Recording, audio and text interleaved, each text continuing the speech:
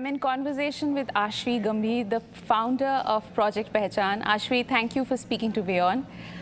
I'd first quickly ask, what is Project Pehchaan? How did you come up with this initiative, and what do you hope to achieve from this?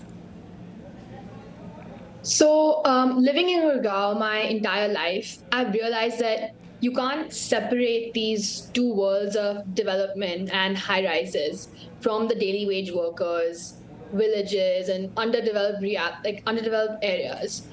We live a very interconnected life where you constantly hear and witness realities of socioeconomic classes that are lower. And I felt this was particularly emphasized during COVID, where women were confined to their households. There were constant stories about marital dissonance and livelihoods of so many families and women.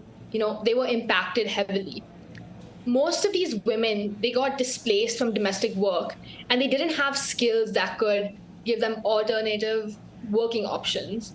So being at home also worsened, their marital and their financial plight.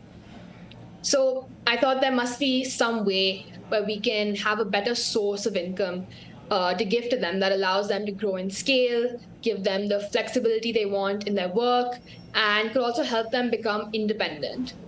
At the same time, with the large urban population and the demand for mobility, along with rising concerns about women's safety, I felt that driving in the rideshare industry for a woman could check all the boxes. So that's how Project Pehchaan came up. And what it does is it essentially educates women about the opportunity to be a driver in the rideshare industry, and also learn about its associated asks and its challenges. And two, more importantly, it works with interested women right from the process of enrolling them in driving schools, getting them their learner license, their Red Cross certifications, their driving licenses, basically every step between the first step and until they become registered, salaried driver partners in the industry. Right. Who motivated you to become a champion of women's rights? I don't see myself as like a champion of women's rights, but more as someone who believes in women having an equal platform. And I think, based on what I've seen around at home, at school with my family, it's really helped me imbibe that confidence that I can do anything that my brother can. And that's the kind of confidence I wanted to imbibe in more women. So I think that after the idea of Project Pehchaan came about, I took it on as a challenge, not knowing how far it would go. And after I laid out what the process was going to be and had conversations, with various stakeholders involved, I honestly thought that it was going to be a lot easier than it turned out to be. But there were a lot of unexpected challenges that at the time I had no idea about. There's like a lack of documentation amongst the socioeconomic group of women that we targeted. And there are apprehensions about going to banks and getting this documentation sorted, and then even being treated with disdain when they go to these institutions, even if they follow the rules. And I saw this firsthand, both at banks and RTOs during the process. On top of that, while a lot of things have moved online, a lot of these platforms are far from intuitive. I myself face challenges despite being extremely comfortable, with platforms and these online spaces. And hence I wanted to, create a manual or a guide that could help women after Saroj, Shama, Sujata, Meeta, and Kusumlata, and help them go off of that so that I could enlarge the impact that I was creating in one way or another. With Project Pehchaan being so successful in what it does, is there any particular story of a woman that has moved you a lot? So through the process of, founding Project Pehchaan, I had the privilege of documenting the inspiring journey of Saroj, who is the protagonist of my documentary. Saroj's story truly moved me and all the other women that have seen the short film. And it's really a testament to the incredible strength and resilience of women like her, who are working to overcome personal challenges and create a better life for themselves and their families. one of the most eye-opening aspects of her story was witnessing, the extent of hard work and manual labor she undertook to offset the rent of her small house in Silokra village, which is adjoining our community. So every day, she milks the landlord's cows twice. She prepares this huge pot of food for the cows, and half her living space is taken up by fodder and piles of, dried cow dung that she uses to burn and prepare all this food. So all that manual labor she does daily. And then on top of that, she's waking up at 6 or earlier every morning to send her kids, her 3 kids off to school and her husband to work. But even despite this hectic daily schedule, Saroj always found a way to make time to meet with me whenever we needed documents or some information to fill out a form or even to film parts of the documentary. And even after getting her license, she spent many, many weeks going to the Blue Smart facility in Kapasera in Delhi to get additional training that is, required to pass the rigorous standards of Blue Smart. And I think it's this kind of commitment and unwavering spirit that I encountered in not just Saroj, but in all the women featured in the documentary. Even those behind the scenes who made this journey possible, Ranjit ma'am of Blue Smart, who heads their own women onboarding program in Delhi, she was extremely supportive and accommodating.